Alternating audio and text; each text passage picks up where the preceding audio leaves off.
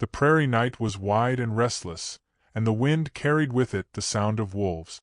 Boone Tallman rode beneath the bruised sky, his shadow stretched long and crooked by the last embers of sunset. A man like him was hard to miss in any town, a giant whose boots seemed carved for earth meant for two men, whose shoulders bent doorways like they were straw. Yet for all his size, he moved like a man hollowed, quiet in his saddle, the kind whose eyes had learned too much silence. He did not know, as he guided his horse through the thicket, that destiny lay bound ahead of him, fragile and fierce in equal measure. He smelled it before he saw it, iron, musk, fear. The wolves circled a clearing, their eyes glinting like sparks. And there, tied cruelly against a stake as bait, was a young woman. Her wrists were raw from rope, her breath sharp against the cold. Boone froze, his chest tightening with disbelief. Who would leave her like this, a sacrifice for beasts? The wolves lowered themselves, growling closer with every second. Boone dismounted, his boots sinking into frost, his axe gripped tight. He did not yet know her name, but the sight of her, proud even in terror, struck something inside him he could not name. The first wolf lunged, and Boone swung. Steel met fur and blood sprayed, the pack yelping, scattering then circling back with hunger in their eyes. His horse screamed, hooves battering earth, as Boone cut another from the air. Every strike was desperate, each moment teetering on loss. The woman's eyes, dark, burning, met his for an instant, and that was enough to keep him fighting. His knuckles split, his chest heaved, yet he held his ground, pulling her free with one hand while shoving back the wolves with the other. When the rope finally tore, her body collapsed against him, trembling, her breath hot against his shirt. She was half-conscious, lips pale, yet Boone could not look away. Something inside him cracked open, uninvited and undeniable.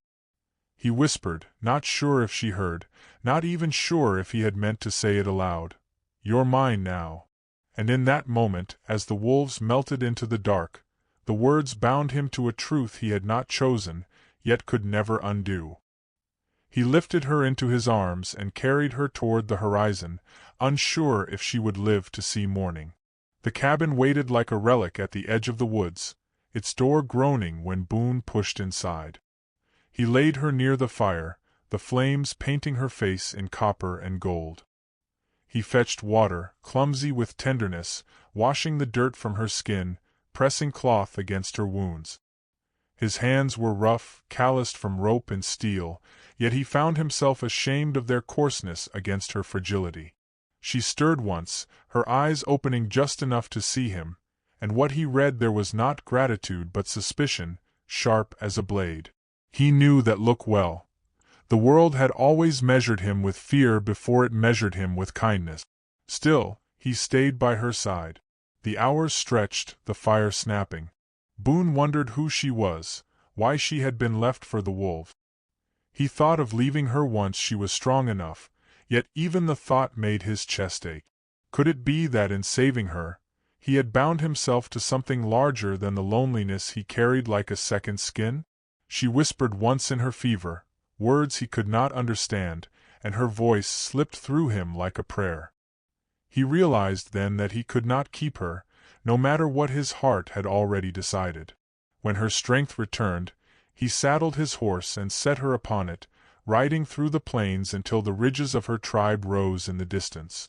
The air shifted when they entered, eyes watching from shadows, whispers falling like stones. Boone dismounted and lifted her down, and the people surged forward, their relief like a tide. She was home again, and he was the intruder. He stood apart, aware of the suspicion that wrapped around him like smoke. Sheriff Harlow was there, too, his cold stare carving into Boone's back. "You ought not meddle where you don't belong," the sheriff muttered, and Boone felt the truth of it in the eyes fixed upon him. He turned to leave, though her gaze lingered, heavy with something unspoken. Days passed, and yet he found himself wandering near their lands again, drawn by a restlessness he could not quiet. Sometimes she would appear, as if by fate's design, by the river, her reflection bending with the current, on the ridge, her hair catching the wind. They spoke little at first, words foreign and fragile, but slowly something grew. He showed her the guitar he kept, its strings whispering old, mournful tunes, and she listened as though the sound belonged to the wind itself. She in turn taught him stories, her people's legends of stars and rivers, each one etched with memory. Their laughter was rare but precious, their silences more telling than words. Boone would bring her small things, an apple polished smooth, a carved wooden bird. She, in turn, placed her hand once upon his arm, brushing away the dust of the trail, and that single gesture carried more weight than any confession. Their worlds were divided, yet in the spaces between them, something luminous began to take root. And still, shadows lengthened. Elias Crow, the cattle baron, spat Boone's name like venom, warning him that such meetings would bring nothing but ruin. Boone carried that warning like a wound, but still, he returned. The whispers grew louder. In town, Boone was mocked, shunned by men who saw his bond as betrayal. In her camp, Zitkala faced pressure to forget him, her worth tied to traditions that did not allow for outsiders. Boone began to wonder if his presence was only another burden she carried. Shame settled on him like an old coat, heavy and familiar. He thought of leaving, disappearing into the horizon as he had before, but his heart resisted, tethered to her in ways he could not untie. Zitkala sought counsel with Nokomis, the elder whose eyes seemed to carry the weight of generations.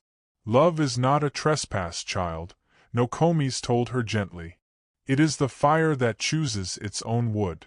Zitkala's heart steadied then, though she knew Boone still struggled. One evening Boone made his choice. He walked into her camp beneath a restless sky, every step an act of defiance against his own fear.